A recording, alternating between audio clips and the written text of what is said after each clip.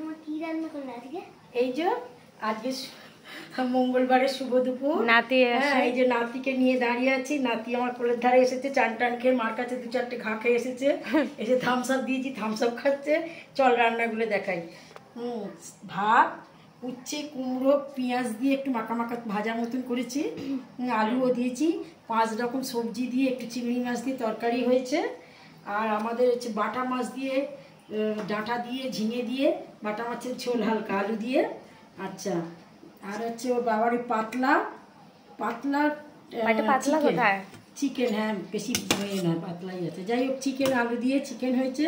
আর মেয়ে হচ্ছে chicken soup, মেয়ের চিকেন স্যুপ। আর এই পাঁপড় আর চাটনি। আজকের হচ্ছে আমড়ার চাটনি, পাঁপড় আর আমড়ার চাটনি।